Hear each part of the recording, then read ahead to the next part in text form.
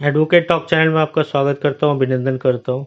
और आज का तो साहब कोई सवाल ही नहीं है, क्योंकि ये सवाल तो साहब मुझसे ही जुड़ा हुआ है और मैं आपको अवेयरनेस के पर्पज से ये जवाब दूंगा। असल में हुआ ये कि मैंने अपने घर का एक पुराना फर्नीचर बेचने के लिए OLX के ऊपर लिस्ट किया। OLX के ऊपर लिस्ट होने के बाद कुछ दिन का समय बीता होगा, मेरे पास कुछ लोगों के मैसेजेस आए।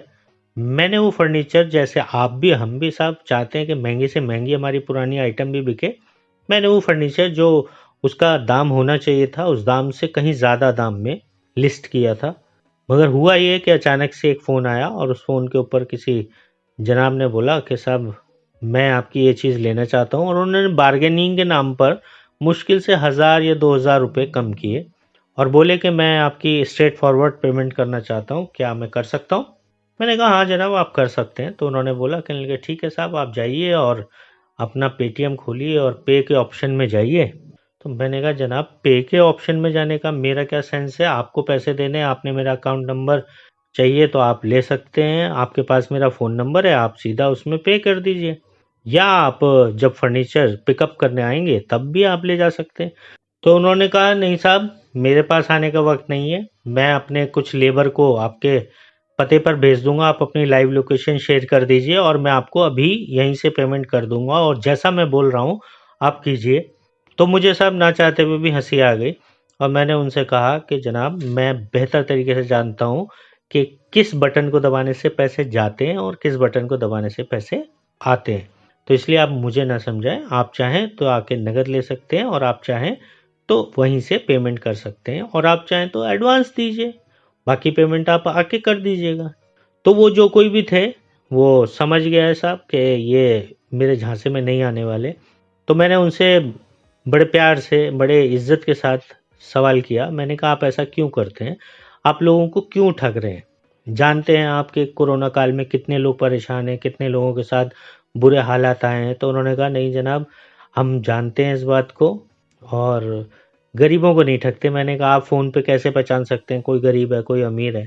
तो उन्होंने कहा नहीं साहब वो कुछ आइडिया लगा लेते हैं। खैर वो अपने एक्सप्लेनेशन देते रहे, तो फिर भी मैंने उनको अपना परिचय दिया और बताया कि साहब मैं वकील हूँ और मैं इन सब फ्रॉड्स के बारे में भली भांति परिचित हूँ। ना सिर्फ परिचित हूँ बल्कि इनसे मिलते जुलते बहुत सारे मुकदमे मैं कोर्ट में लड़ता रहता हूँ, तो मुझे इसकी बहुत अच्छे से जानकारी है। तो आप मुझे ना बनाएं और कृपया अगर हो सके तो आप बता सकते हैं कि आप ऐसा क्यों करते हैं और ऐसा करने का लाभ क्या होता है और कितने लोग आपको पूरे दिन में मिल जाते हैं जिनको आप शिकार बनाते हैं? तो उसने मुस्कुराते हुए मुझे कहा कि नवीन सर मेरे को दिन में कम से कम 5 से 10 लोग मिल जाते हैं और उन 5 से 10 लोगों से मेरी जो कमाई है वो आमतौर पर 2 से 2.5 लाख रुपए तक भी चली जाती है किसी किसी दिन, नहीं तो 1 लाख या 1.5 लाख के आसपास तो हमेशा हर दिन मुझे मिल ही जाते हैं। आप ठीक है अक्लमंद मिल गए, मगर मैं रैंडम ऐसी कॉल 100 से 200 कॉल करता हूँ पूरे दिन में और बहुत सारे लोग हैं जो उस पे के बटन को दबाते हैं और उनके खाते से पैसा कटकर मेरे खाते में आ जाता है।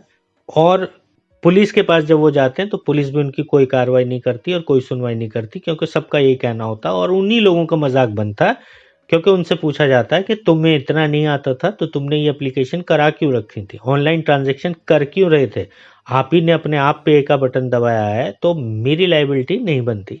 तो मैंने कहा हाँ ये बात तो आपकी सही है साहब, आप जो है ठगाई का तरीका तो आपका बढ़िया है और OLX पे आपका इस ये तरीका क्यों कामयाब है? तो वो बोले कि इसलिए कामयाब है साहब कि हर इंसान अपनी कोई ना कोई चीज़ बेचने के लिए डालता है और उसको आस होती है कि इतने अच्छे दाम में बिक रही है, तो कई बार जल्दबाजी में बहुत सारे लोग पे बटन दबा देते हैं। और मैंने कहा जो नहीं दबाते उनके साथ आप क्या करते हैं?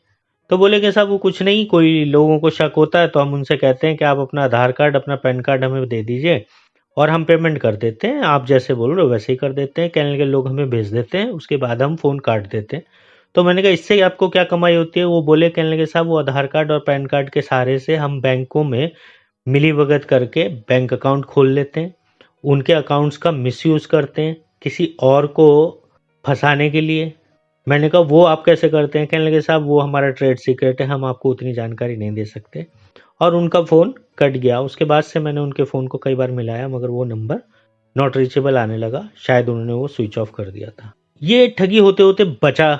मैं इसलिए बचा क्योंकि मैं वकील हूँ, पढ़ता रहता हूँ, साइबर लॉ के बारे में जानकारी रखता हूँ, तो मुझे आइडिया था कि ये क्या कर सकते हैं और क्या नहीं कर सकते। तो वो गलती जो मुझसे करवा रहा था, पे दबाने के बाद वो शायद वो बोलता कि इसमें अपनी रकम भरो और फिर एक ओटीपी आएगा, ओटीपी डालो और वो सीधी रकम मेरे खाते से उसके खाते में ट्रांसफ़र हो जाती। मैंने नहीं की, मगर बहुत सारे लोग ये गलती कर सकते हैं। इसलिए आप सब लोगों को अवेयरनेस करने के लिए, आप सब लोगों को जागरूक करने के लिए मैंने ये वीडियो बनाया। आप सब लोग कोई भी चीज़ अपनी OLX पे बेचने के लिए डालते हैं तो आप कभी भी किसी के भी कहने से कभी भी पे बटन किसी भी ऐप का ना दबाएं, किसी को भी अपनी डिटेल शेयर ना करें। आप सिंपल बोल सकते हैं कि आप लोग आइए और आकर चीज़ देखिए और ले जाइए सब। किसी को भी आप अपना सिर्फ फ़ोन नंबर दीजिए, फ़ोन नंबर से कोई भी इंसान आपको पेमेंट कर सकता है। और फ़ोन पे आप किसी को पता भी बताते हैं तो कोई इंसान आपकी आइटम देखने के लिए, जो भी चीज़ आपने बेचने के लिए लगाई है वो आएगा, देखेगा, चेक करेगा, आपको पैसे देगा और ले जाएगा। और अगर ऑनलाइन ही करनी है तो वो उस समय मौके के ऊपर भी ऑनलाइन कर सकता है, 1 टू 1, जहां आपको सामने दिखाई दे रहा होगा कि ये आदमी आपके साथ ऑनलाइन ट्रांजैक्शन कर रहा है। तो ये जागरूकता के लिए वीडियो था साहब। OLX पे इस तरह का फ्रॉड बहुत बड़े पैमाने पर चल रहा है और ये लोग कर रहे हैं। और ना सिर्फ मुझे बल्कि बहुत सारे मेरे परिचय में लोग हैं जिनको इस तरह के फ़ोन अब आ रहे हैं। कोरोना के बाद बहुत सारे लोग बेरोज़गार हुए साहब, बहुत सारे लोगों ने अच्छे रास्ते अपनाए और बहुत सारे लोगों ने टेढ़े। और ये उन्हीं टेढ़े रास्तों को अपनाने वाले लोग हैं जो पैसा कमाने के लिए साहब किसी भी गरीब की, किसी भी मजबूर की जेब काट सकते हैं। इनसे बचना बहुत ज़रूरी है। आप इसलिए इस वीडियो को जितना हो सके शेयर कीजिए ताकि लोगों में जागरूकता फैले और ऐसे ठगों से बचा जा सके। अब बस अंत में इतना ही कहना चाहूँगा, आप चैनल को लाइक कीजिए, सब्सक्राइब कीजिए, बेल आइकन को दबाइए और जो करना है साहब वो ज़रूर कीजिए, क्योंकि कुछ ना करने से कुछ करना बेहतर होता है। नमस्कार जनाब।